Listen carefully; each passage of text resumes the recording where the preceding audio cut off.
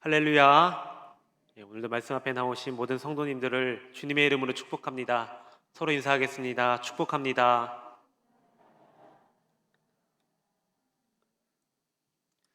어느 가수가 음악과 관련된 일을 하면서 한 가지 사실을 발견하게 되었습니다.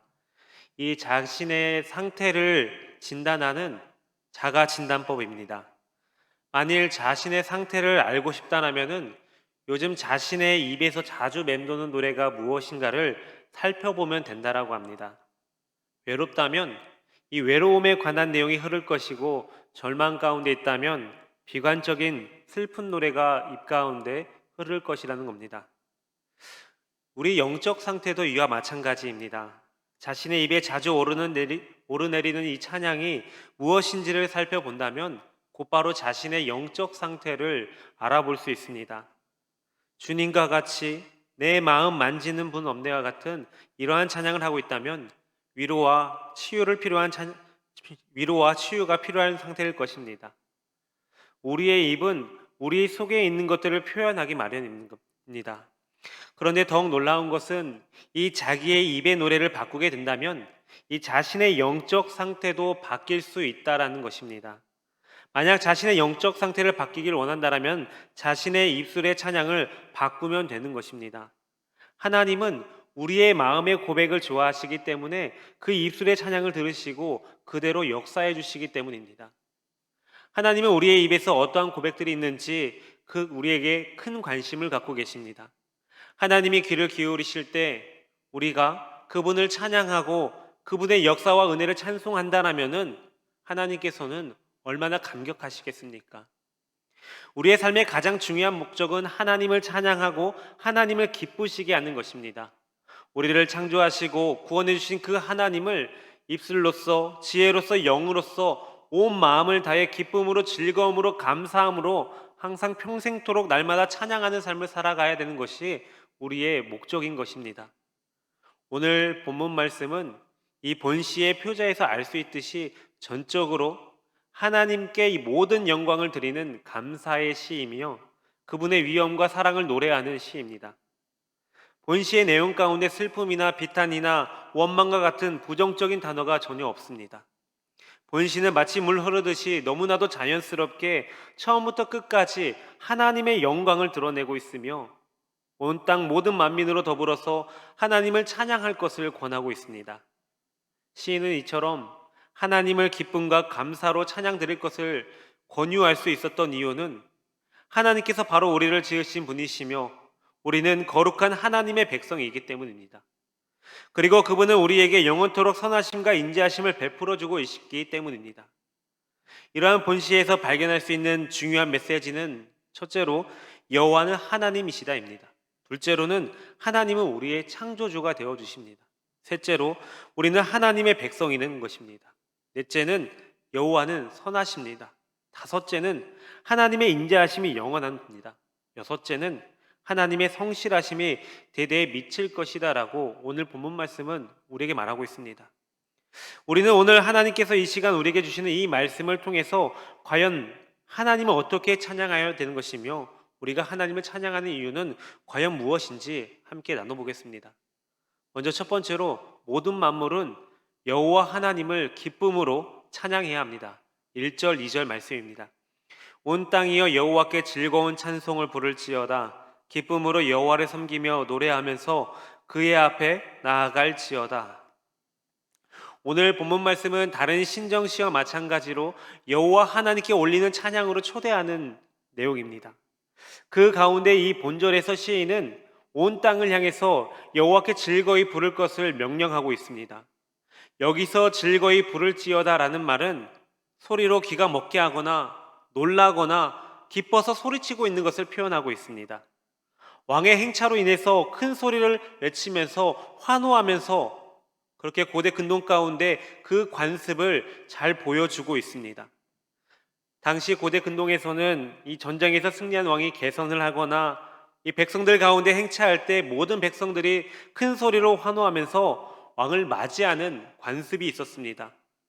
만왕의 왕이신 여호와를 하나님의 피조물들이 환호하며 맞이할 것을 명령하고 있는 겁니다. 그런데 시인은 이처럼 큰 소리로 외치며 환호할 것을 온 땅들에게 명령하고 있습니다. 단순히 땅을 가리키고 있는 표현이 아닙니다. 온 땅의 만민, 그리고 더 나아가서 하나님이 지으신 모든 피조물들을 향해서 왕이신 하나님 앞에 기쁨과 감격의 소리를 지르며 환호할 것을 명령하고 있는 겁니다. 우리 그리스도인들의 제일 되는 본분은 바로 이 하나님을 섬기며 하나님을 영화롭게 하는 것입니다. 그런데 하나님을 섬기는 데 있어서 함부로 자기의 뜻대로 해서는 안 되는 것입니다. 오직 하나님의 그 중심에 자발적이고 헌신적이며 기쁨에서 우러나오는 그런 마음으로 하나님을 섬겨야 합니다. 특히 우리는 코로나19로 인해서 하나님 앞에 예배하는 것이 참으로 힘들었던 순간들이 있었습니다. 그런데 지금 이 순간에 우리가 다시 회복해야 될 것은 바로 하나님을 향한 진실된 마음입니다.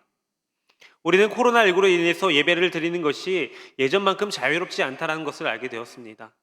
예전에 그렇게 자유롭게 하나님께 예배를 드렸을 때를 그리워했었습니다. 그러나 우리는 이제 아직 늦진 않았습니다.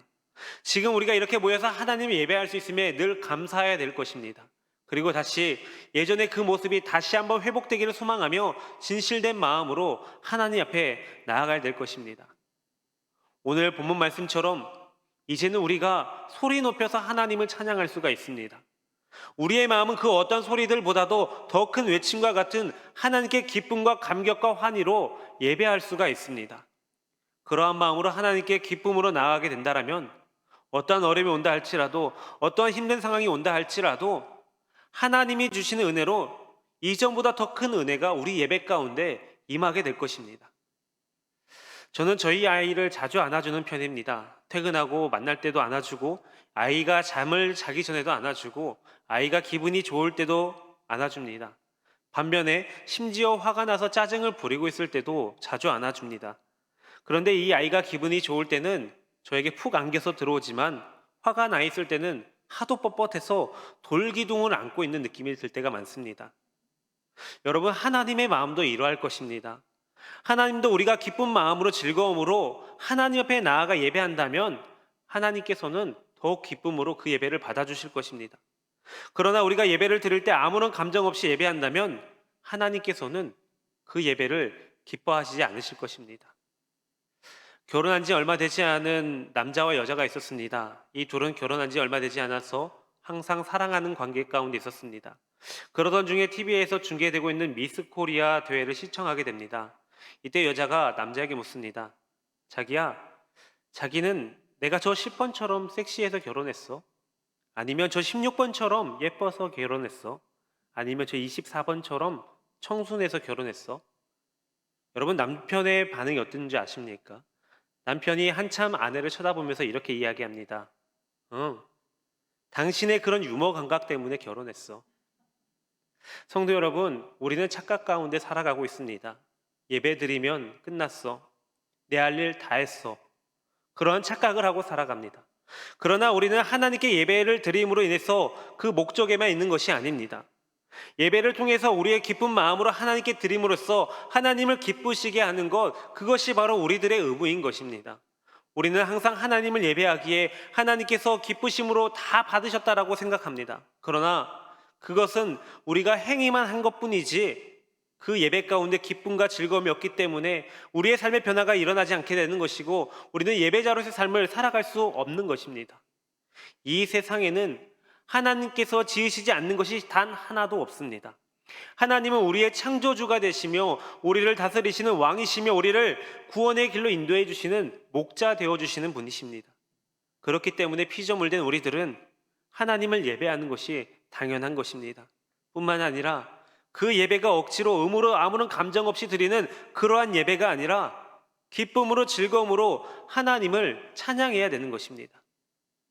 그러므로 하나님께 지음받은 자들로서 언제나 어디서나 어떠한 상황 가운데 처했다 할지라도 나의 모든 것을 다해 기쁨으로 즐거움으로 창조주가 되시는 그 하나님을 찬양하는 여러분들이 되시길 바랍니다.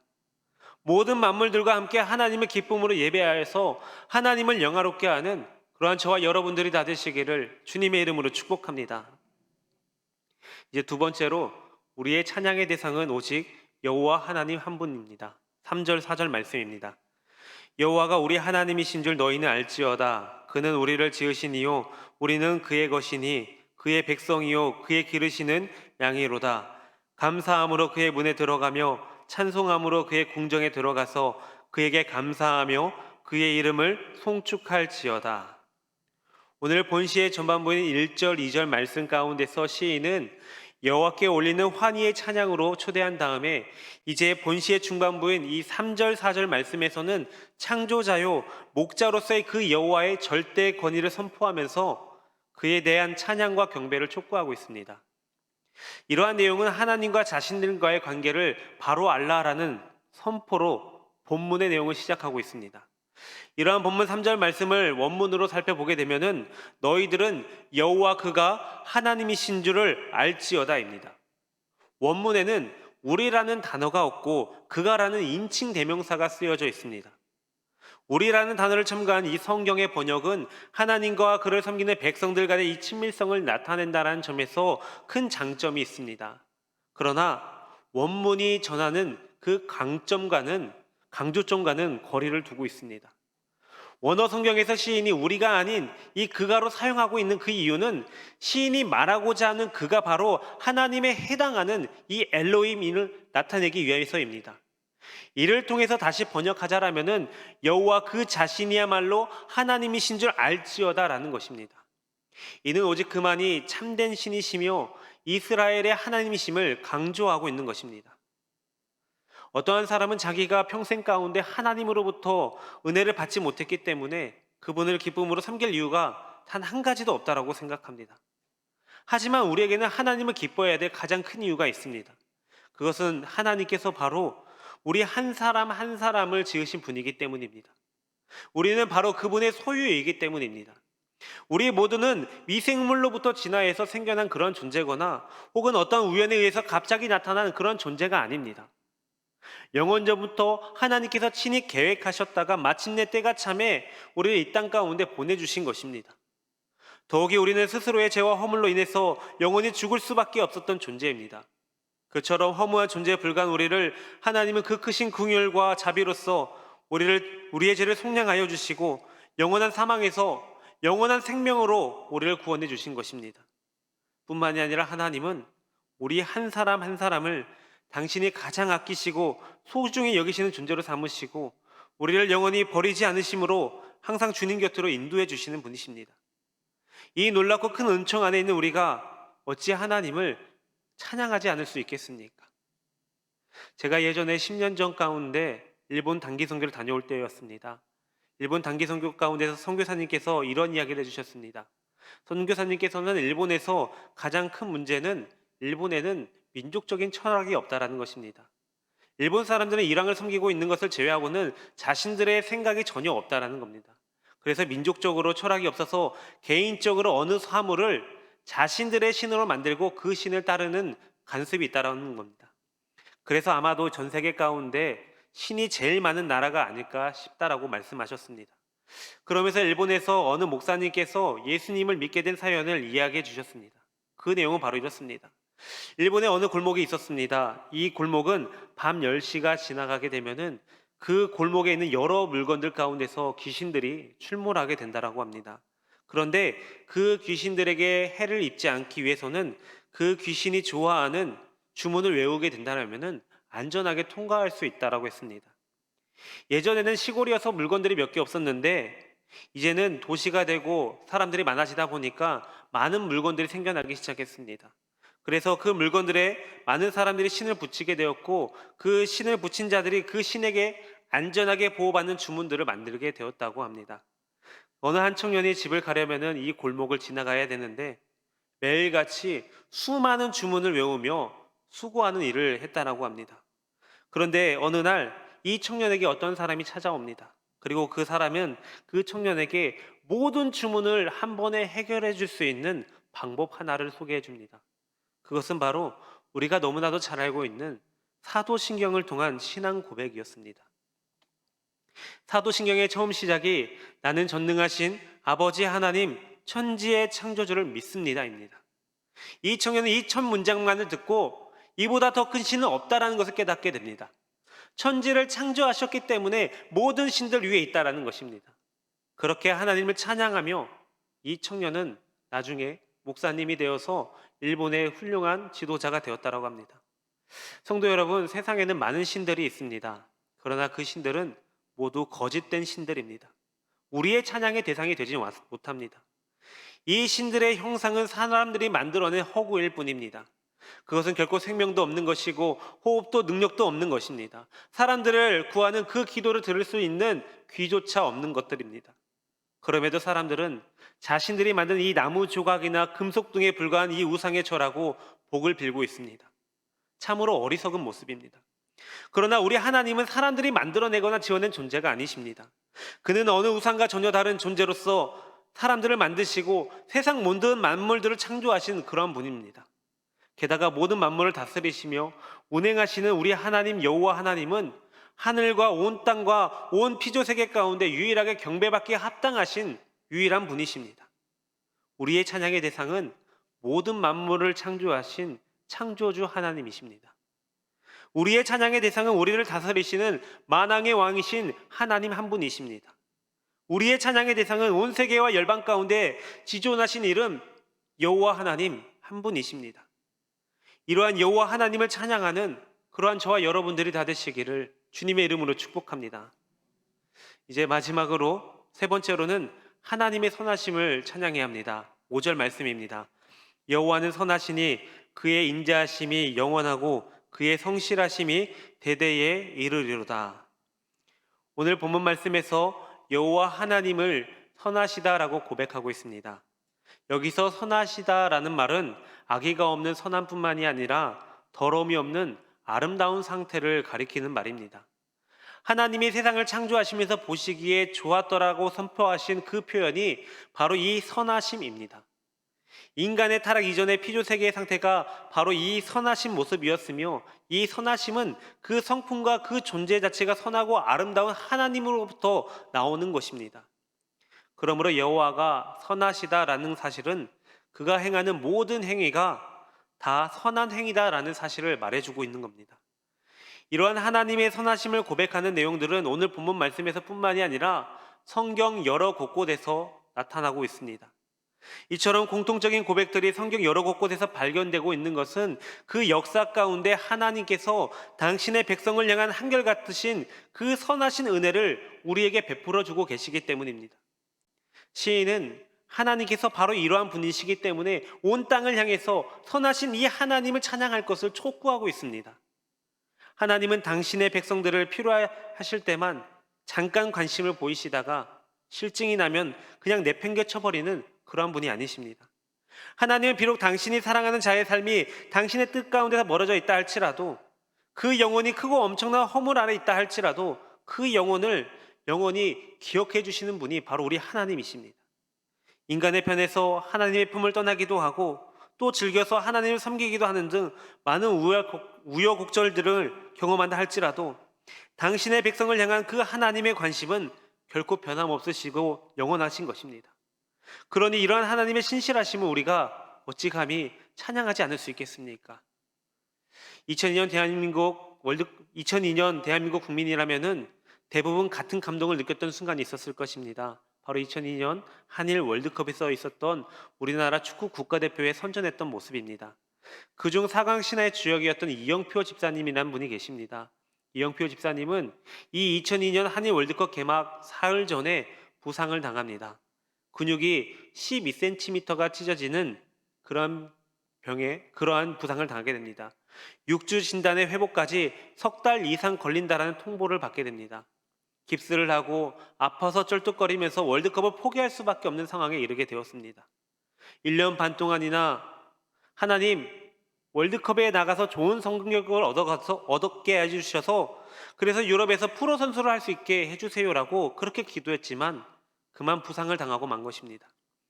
그래서 다시 하나님께 기도를 하는데 하나님께서 자신에게 어떤 문제가 있는가를 보여주셨습니다. 월드컵의 발판으로 삼아서 내가 유럽을 진출해서 내 이름을 좀 날려야겠다. 그렇게 기도하던 어느 날 주님께서 이영표 집사님께 다시 한번 물으십니다. 지금 너에게 가장 중요한 것이 무엇이냐? 월드컵입니다. 그 월드컵을 위해서, 그 월드컵을 날 위해서 포기할 수 있겠느냐? 네, 포기할 수 있습니다. 주님 앞에 그렇게 회개하고 자기의 욕심 모든 것을 다 내려놓으니까 마음이 편안해졌습니다. 그리고 그때부터 이상하게 다리가 아프지 않더라는 것입니다. 그래서 처음 2시합은 쉬고 그 다음에 나간 것이 이 포르투갈전인데, 포르투갈전에서 그의 어시스트로 인해서 박지성 선수가 골을 넣어서 역사상 16강에 진출하게 되었습니다. 그 다음에 더 놀라운 일은 이탈리아전에서 그의 어시스트로 인해서 안정환 선수가 골든골을 넣게 됩니다. 그렇게 해서 2002년 4강 신화를 이루게 되었습니다. 이후 이러한 활약으로 인해서 이영표 집사님은 결국에는 유럽으로 진출하게 됩니다. 자신의 능력이라기보다는 그분의 보이지 않는 그 손이 이 이영표 집사님을 유럽으로 보내게 해주신 것입니다. 여러분, 이 세상에는 우연이라는 것이 없습니다. 모든 것이 다 하나님의 은혜입니다. 하나님께서는 우리에게 가장 좋은 방법으로, 가장 좋은 길로 하나님의 계획으로 인도해 주십니다. 지금 당장은 우리가 힘들고 고난에 빠진다 할지라도 신실하신 하나님께서는 가장 선한 방법으로 우리를 인도하고 계신다라는 사실을 우리는 믿어 의심치 말아야 될 것입니다. 성도 여러분, 우리는 왜 하나님을 찬양해야 됩니까? 시인이 소개하고 있는 바 성도가 하나님께 즐거움으로, 기쁨으로 감사하고 찬양해야 되는 이유가 과연 무엇입니까? 그것을 한마디로 정리하자면 하나님은 선하시기 때문입니다. 선하시다라는 말은 좀 전에 말씀드렸다시피 세상을 창조하시면서 말씀하신 좋다라는 의미를 갖고 있습니다. 우리가 흔히 사용하는 좋으신 하나님이라는 표현이 바로 이 선하신 하나님으로부터 온 것입니다. 그래서 시인은 우리가 찬양을 드리는 일은 하나님 그분 존재 자체가 좋으신 분이기 때문에 찬양하라는 것입니다. 여러분, 좋으신 하나님을 찬양하시기를 바랍니다. 선하신 그 하나님을 찬양하시길 바랍니다.